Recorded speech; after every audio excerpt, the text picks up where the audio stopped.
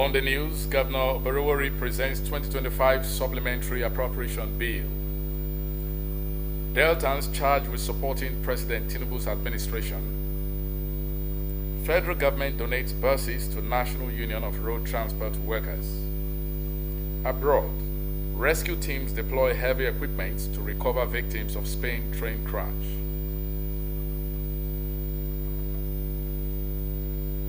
Good evening and welcome to Delta Television Main News. I'm Great Edoniabo. You can also follow our news online on Facebook and YouTube at Delta Broadcasting Service Asaba, or visit our website at www.dbsasaba.com. Governor Sheriff Oborowori has submitted a supplementary appropriation bill for the 2025 fiscal year to Delta State House of Assembly for legislative consideration and approval. This was conveyed in a letter addressed to the House and read at plenary by the Speaker, the Right Honorable Imomotimi Gowo. Favor Okafor reports. Governor Sheriff Oborowori explained that although the budget estimates were presented to the House in November last year, subsequent improvements in the state's revenue streams alongside the need to sustain the effective delivery of the More and Renewed Hope agenda for Deltans made additional expenditures inevitable. He noted that with the 2025 budget running until January 31, a supplementary appropriation law for 2025 became necessary to address several pressing financial commitments, including the payment of accumulated pension arrears and a significant rise in debt servicing obligations. The governor also cited the payment of 10% internally generated revenue to local governments, which exceeded initial projections, as well as the need to undertake additional development projects across some communities in the state.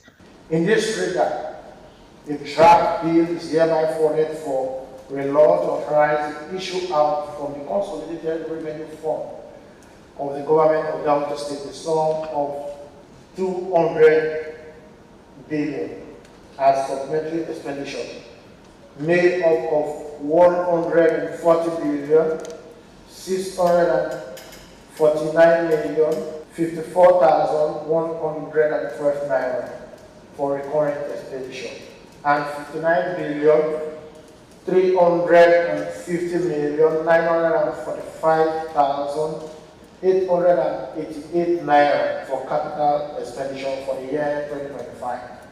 Thus, the reverse appropriation for the year 2025 stands at 1,279,218,719 naira, comprising 489 billion 416 million 812,747 naira for recurrent expenditure, and 689 billion 812 million 5,972 naira for capital expenditure. The letter was received following a motion moved by the Leader of the House, Honorable Emeka Nwubi, and seconded by the member representing Ikan North-East constituency, Honorable Marilyn Okowa-Daramola, and committed for further legislative scrutiny. Favor Okafor reporting. Stakeholders in the state have been charged to support the administration of President Bola Tinubu and enlighten their followers on the goals and interventions of the Renewed Hope agenda as efforts continue to build a better Nigeria. The charge was given by the state coordinator of the Renewed Hope ambassadors and senior policy advisor to the governor, Chief Nkekeme Solomon, whom, when he led a series of cursive visits to traditional rulers, political stakeholders, and notable personalities across Delta North and Delta Central senatorial districts. Henry Unogwa reports. Speaking during the engagements, Chief Solomon said the visits were aimed at intensifying grassroots mobilization in support of the people-centered reforms of the federal government, stressing that the Tinubu administration remained committed to improving the welfare and well-being of Nigerians through effective implementation of the Renewed Hope agenda. He explained that the Renewed Hope Ambassadors Program served as a bridge between government and the people, promoting national unity, restoring public confidence in governance, sensitizing communities on federal government policies, and gathering feedback to strengthen inclusive governance. But there is a gap, communication gap, between federal government and the people. Therefore, he has decided to set up this structure. The structure is enable us bridge this obvious and noticeable communication gap between the renewed hope agenda of the President and the expected or targeted beneficiaries of these laudable policies, programs, and projects. Responding, traditional rulers and stakeholders visited across Warri South, Uwe, Burutu, and Bomadi local government areas, including the Olu of Warri, Ogiame Atuase III, the Ovie of Uwe Kingdom, Abi I, the Pere of Kabwe Kingdom, Ado III, the paramount ruler of Oglaha Kingdom in Burutu local government area, Torubobo I, and the Pere of Akubeneme Kingdom in Bomadi local government area, Kalanama VIII, commended the federal government for its interventions and appointments. They called for sustained action, especially in security and improved living standards. We closely monitor the achievements of His Excellency the President. He is very much near and dear to us. I choose you and your son, the illustrious son, to lead this charge. It's a welcome day. For us, the traditional institution, we would always support every government in power because in their success lies our own success too. Most important one is peace. That we need peace, and where there's peace, there's development. Other personalities visited included former Governor Dr. Emmanuel Udwanga, Honorable Ndudi Elumelu, Alawe Broderick Bozimo, some local government chairmen, and religious leaders. The visit recorded the presentation of presidential seasonal cards and branded bags of rice as the Renewed Hope Ambassadors Program said the visitation would continue to other communities across the state. Henry Onogwa reporting.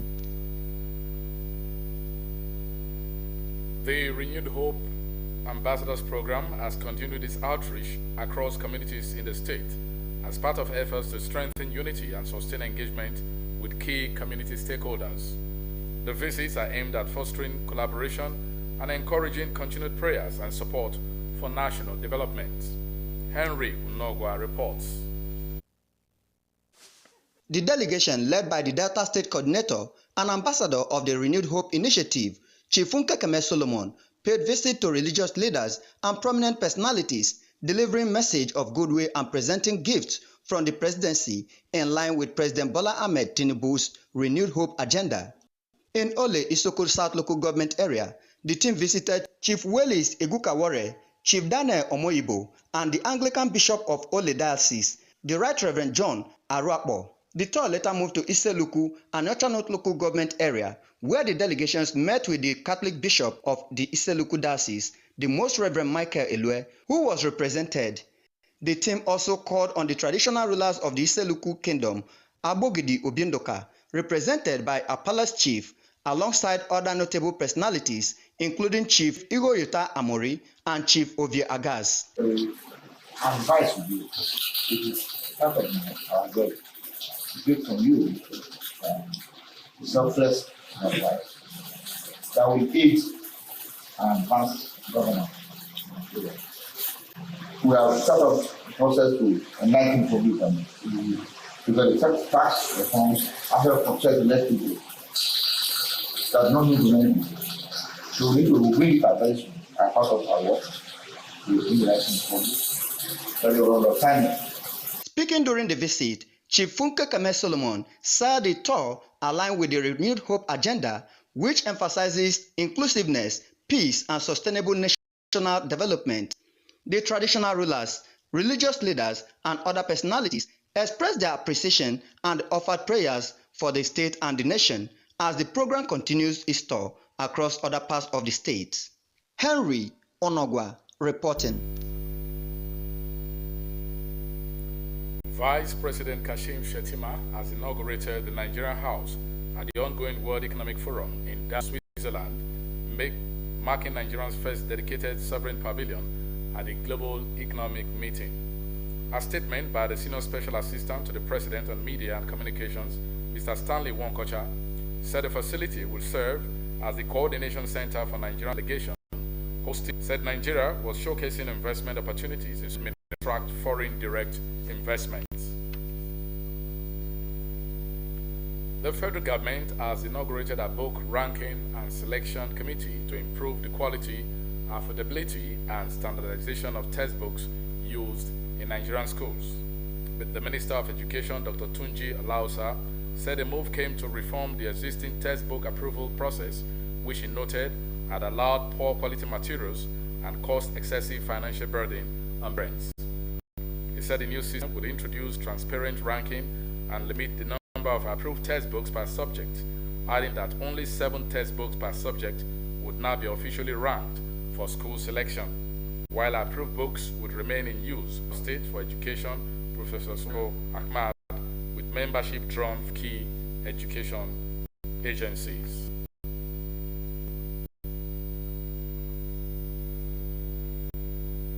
Still to come, federal government donates buses to National Union of Road Transport Workers.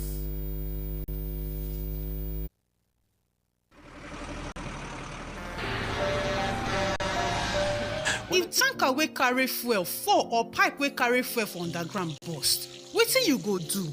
You go begin bail fuel put for your bucket, or you go run comot far for where the fire go soon come. Na only small time you get to take this wise decision. Waka comot, no, that one no dey enough. Shift, no, that one no dey enough. Stay there dey gist and take pictures with your phone. That na madness. Run, yes, run comot. Yes, your life depend on wetin you do. The fire go come at once and you no go fit control am. Why? Petrol dey catch fire easily. Why? Na just small spark go start big fire. So no stay there dey think. Run comot quick to save your life. No throw away your life away because of say you wan pack petrol. Take this advice. This informate na from Public Enlightenment Office, Delta Broadcasting Service, Asaba.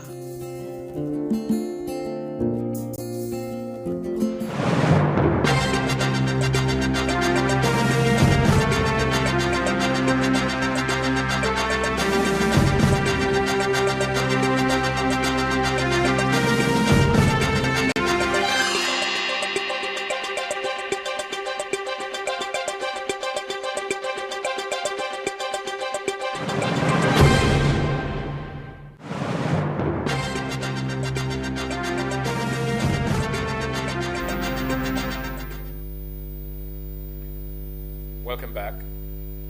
The National Union of Road Transport Workers, NURTW, has received 5 buses from the federal government in fulfillment of President Bola Tinubu's promise to roll out compressed natural gas CNG-powered buses to cushion the effect of the fuel subsidy removal. Eunice Emeyazia has the details. I want to hand over the key to the State Local Committee Chairman,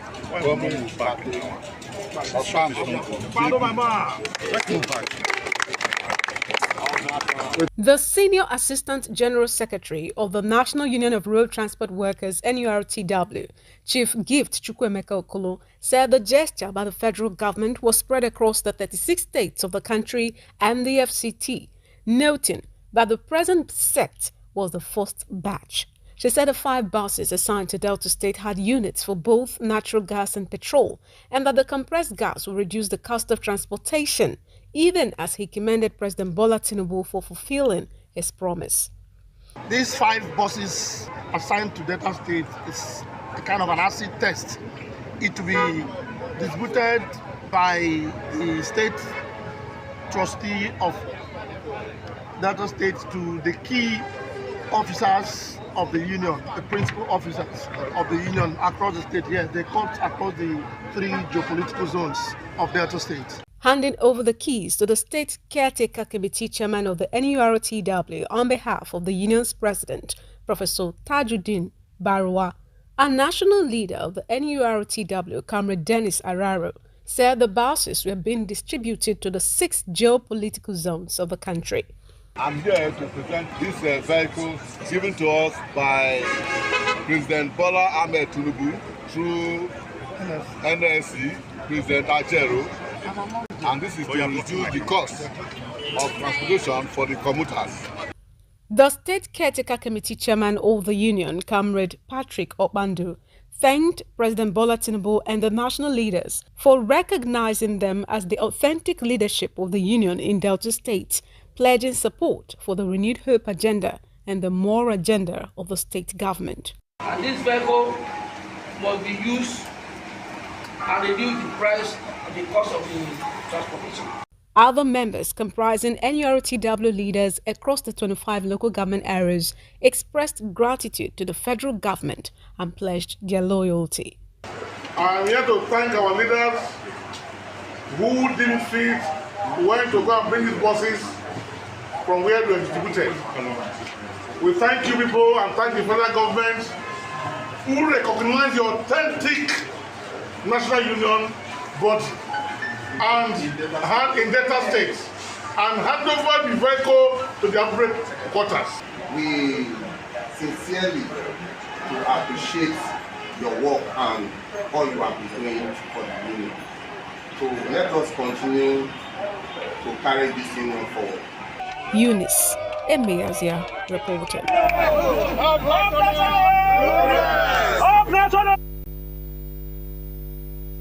The federal government has opened a portal for applications into federal technical colleges nationwide through the National Common Entrance Examination (NCEE), in line with its policy of free technical and vocational education. A statement by the Federal Minister of Education said registration would begin on Monday, January 26 and close on Sunday, May 24, while the examination will hold nationwide on June 6.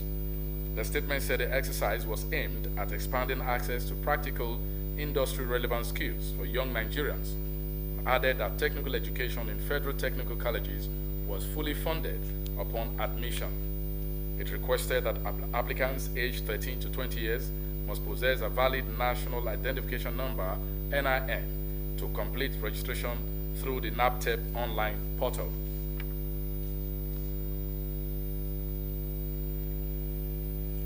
The global scene is next as we join our World News desk. Spanish rescuers have begun the use of cranes and heavy machinery to gain access to the worst-hit carriages in one of Europe's deadliest train crashes as they sought to recover the remains of people still missing in a disaster that left at least 41 dead. Spaniards are reeling following the first ever deadly accident on the country's extensive high-speed rail network, which occurred on Sunday evening near Ademuz in Cobo province, about 360 kilometers south of Madrid. Experts say a faulty rail joint might be key to determining the cause of the derailment that led to the collision between two trains.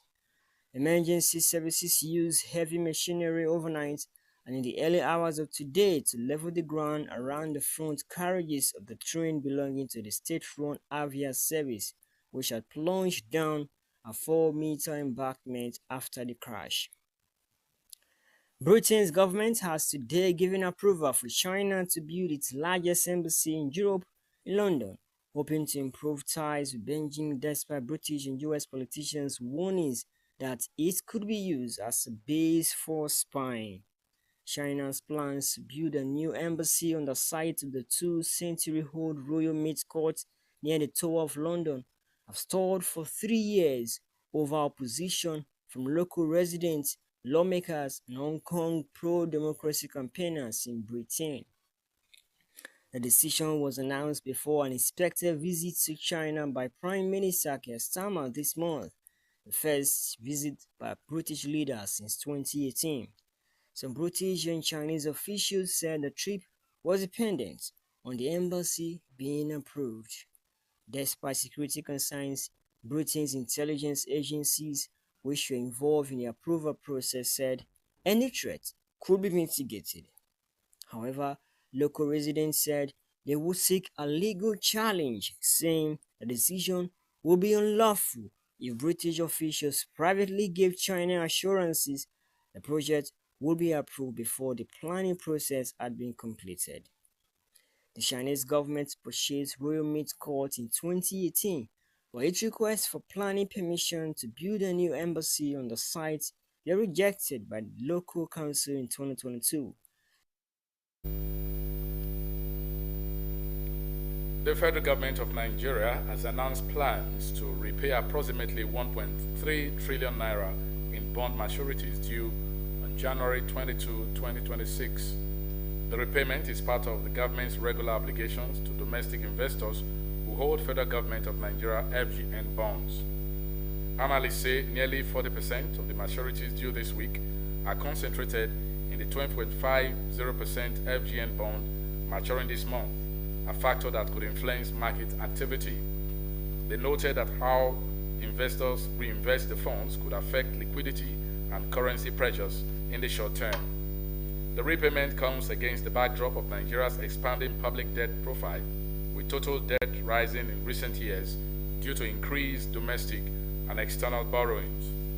The government continues to rely heavily on domestic debt instruments to finance its budget and fiscal needs.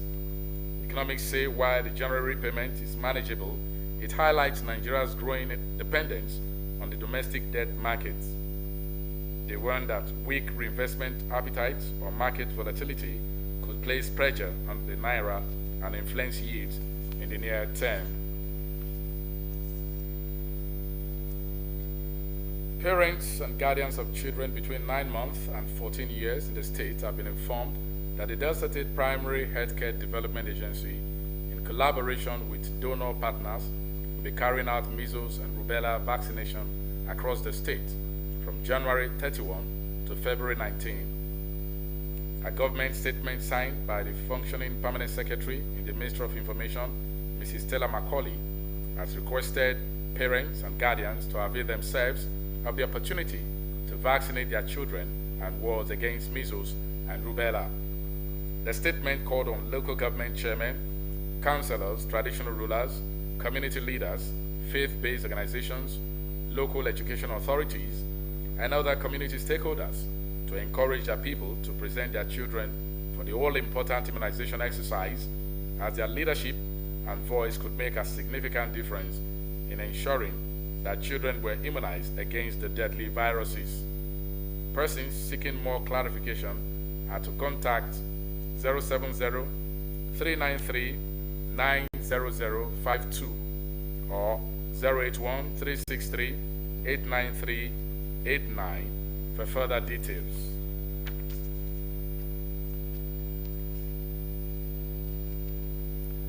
Governor Sheriff Oborevwori has condoled with the Catholic Diocese of Warri over the passing of his Bishop Emeritus, the Most Reverend John Afaria, at the age of 78. In a statement through his Chief Press Secretary, Sir Festus Ahon, the governor described the late Bishop Afaria as a revered servant of God whose life of faith, humility, and dedication to humanity left an indelible mark on the church and society.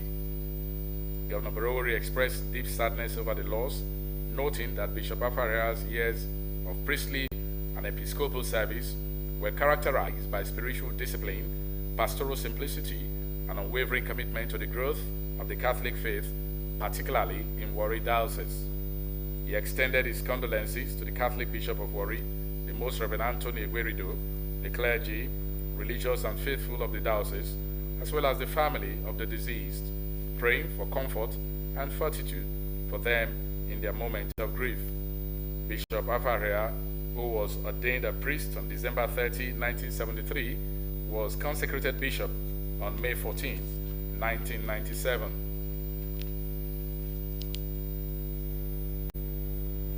The State Deputy Governor Samonde Oyeme has described the late Barrister Ifeanyi Nwabuku as a lawyer of exceptional integrity who lived a life of service and principles.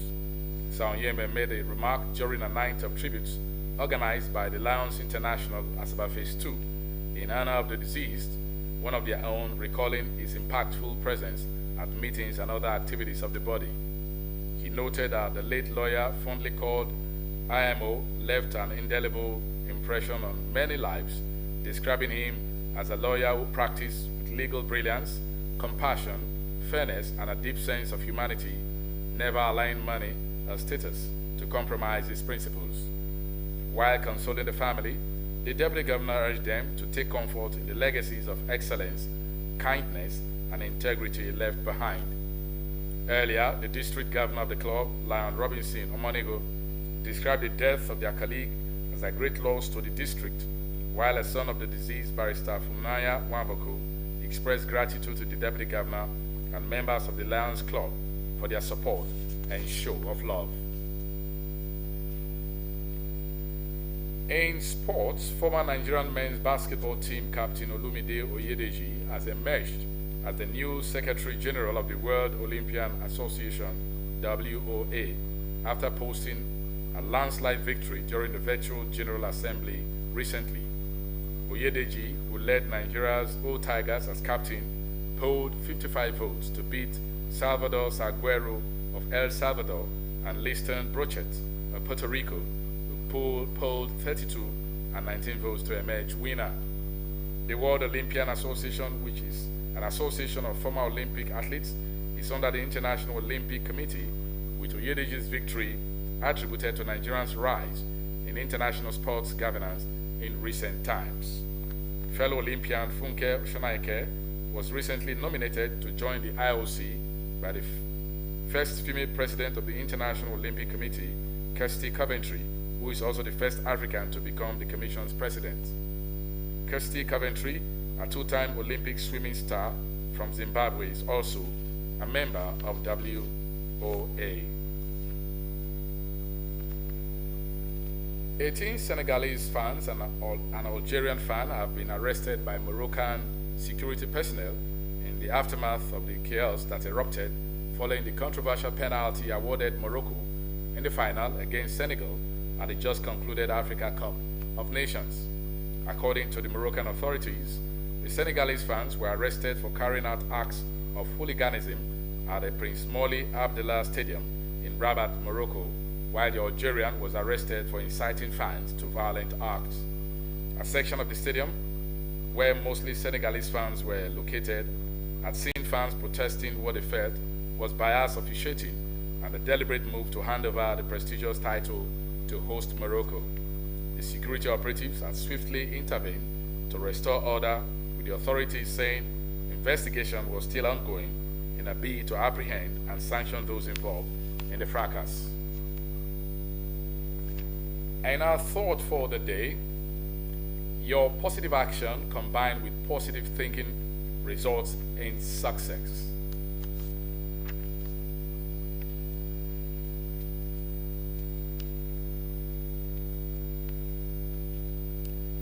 And to end the news, here are the highlights. Governor Sheriff Oborowori has submitted a supplementary appropriation bill for the 2025 fiscal year to the Delta State House of Assembly for legislative consideration and approval.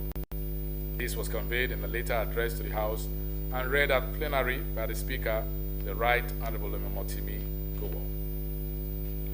Stakeholders in the state have been charged to support the administration of President Bola Tinubu and enlighten their followers on the goals and interventions of the Renewed Hope agenda as efforts continue to build a better Nigeria. The charge was given by the state coordinator of the Renewed Hope ambassadors and senior policy advisor to the governor, Chief Funke Solomon, when he led a series of courtesy visits to traditional rulers, political stakeholders, and notable personalities across Delta North and Delta Central and Senatorial districts. The National Union of Road Transport Workers, NUROTW, has received 5 buses from the federal government in fulfillment of President Bola Tinubu's promise to roll out compressed natural gas CNG powered buses to cushion the effect of the fuel subsidy removal. We brought to you also that rescue teams deploy heavy equipment to recover victims of Spain train crash. You can also follow our news online on Facebook at Delta Broadcasting Service Asaba and on YouTube at Delta Broadcasting Service Asaba, or visit our website. Thanks for joining us on the news tonight. My name is Great Edoniabo. Good night and God bless you.